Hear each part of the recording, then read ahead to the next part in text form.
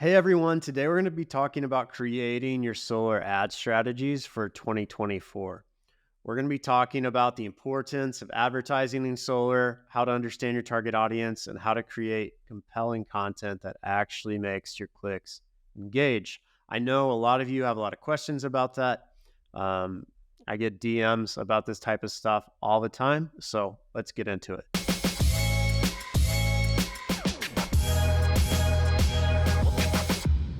So today we're going to be talking about solar marketing strategies for 2024. I think a lot of people, when you think marketing strategy, a lot of people get too granular with it. Like, how exactly do I want to be advertising in this place at this time? How much money do I spend? I think those are important things to get into, but in my experience, the worst way to make a plan is to start small and then expand. So first, we're gonna step back, look at the 50,000 foot view. What does advertising look like in solar? One of the reasons I think advertising is so important in solar is that we are at a place in the solar marketplace where, you know, penetration in the marketplace is very, very low. Like, your average consumer does not have solar panels on their house. 1 out of 5 of your average consumers don't have solar panels on your house. I think it's less than 1 in 10. Should have done a fact check on that. It's a very small percentage of homeowners right now actually have solar panels. And from what I understand, what I was told, some people think we actually went backwards last year. So in 2023, we kind of had a dip in solar installations.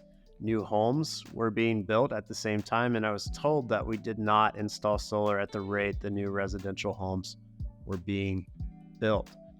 So very, very low market penetration in solar. Advertising is important right now because we have a product that a lot of people need, right? You as a salesperson or a business owner selling solar, you understand why homeowners need solar. But if less than 1 out of 10 of homeowners have solar in the home, do you think they understand that need? No, that's why your company and your product exists, right? You're not a heating and air conditioning company, replacing an AC unit on a home that's had air conditioned since the 1950s. They've had, 6, 7, 8 unit replacements during that time. We are putting the first solar panels these homeowners have ever bought or had. And so information in the market is really low. And so in solar, advertising is so crucial to building a business right now. It's built through door knocking, through Facebook ads, through YouTube, through social media, education, and entertainment, right? Like, we need to bring awareness to the problem because, the problem that people have that they're continuously renting electricity and never seeing an ROI, and that rate's going to go up forever and ever. There's so many comparisons and analysis to make there. Like, it's the same comparison you make to, why'd you buy a home? Yeah, that's the exact same reason you should buy solar. Oh, and there's tax incentives to help you do so. It's too good of a deal. And so advertising in solar is very important, simply from the fact that market penetration is low. We need to get homeowners aware of it. That's why solar advertising is important. Next, I want to think about, we have the solar marketing strategy. Who we're building at the top level, who are we wanting to build this for? So we need to understand our targeted audience. My target audience for this information is a solar business owner such as yourself. Your target audience is not a solar business owner, right? Your target audience is a homeowner. So for some people, it's anybody who owns a home. I don't care about credit score, yada, yada, yada. I've talked to some people that are like, yeah, we do solar for like high income, high earner situations. That's our niche. That's our specialty. They really understand who they're targeting.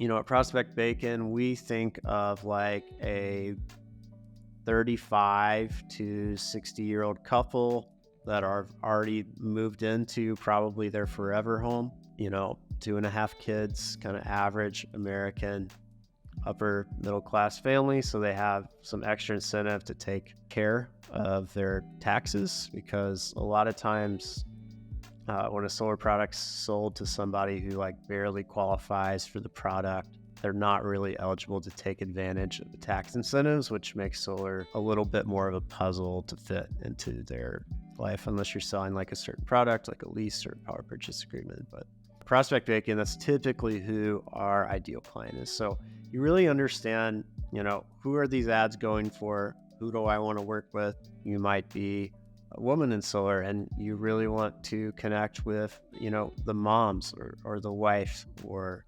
the female homeowner.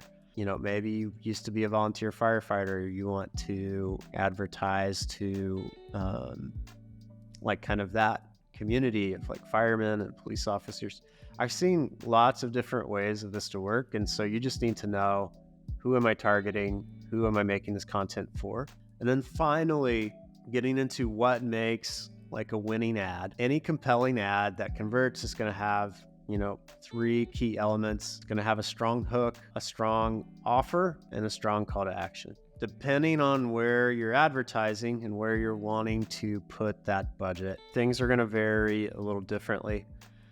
I think for most people, when you're talking about a marketing strategy overall, you're looking at your funnels of door knocking, referrals, online leads, third-party leads. Some people view online and third-party in the same bucket. I think that depends on who you're working with, who your partners are, how you're viewing those things. But if you're trying to create, online ads that convert solar customers in 2024, you really need a strong opening hook. So on Facebook, right? Like every time you scroll past an ad on Facebook, you're making that advertiser pay for that view, whether you clicked on the ad or didn't. On YouTube, you have more of like a bidding structure. You're wanting to incentivize people that aren't interested or disqualified. You want them clicking that skip button, so you're not having to pay for that view. So you really, on Facebook, I think of it, Facebook and Insta, even TikTok, I think of it more like you want a really strong opening hook. You want to catch people's attention. You want that icebreaker. You want that jarring statement, like burning a piece of money. Homeowners, don't pay another electric bill until you see this. Whether that's like an eye-catching image, a really strong headline, something that almost causes a bit of disbelief or phrases it in a way, don't pay another electric bill again till you read this, those sorts of things. YouTube, you're really wanting to push for that kind of like immediate disqualified. Like, hey, if you're a homeowner in Phoenix, Arizona, this video's for you. Don't pay another electric bill in Phoenix, Arizona until you watch this video.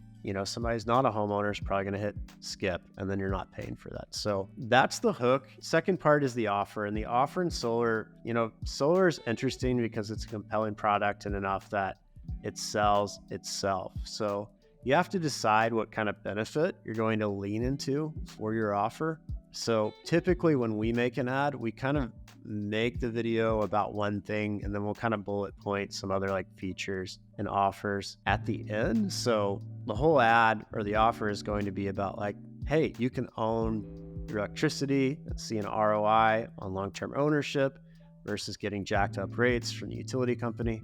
That's your offer. And then we'll kind of hit like with a bullet thing at the end of either the YouTube or the Facebook video, like, plus it comes with a 25-year warranty, plus it's zero down financing. You don't have to pay a penny out of pocket, that sort of thing. And then finally, you follow up your offer with the close or the call to action, right? So click the link below, take our free solar assessment quiz to find out if solar makes sense for your property.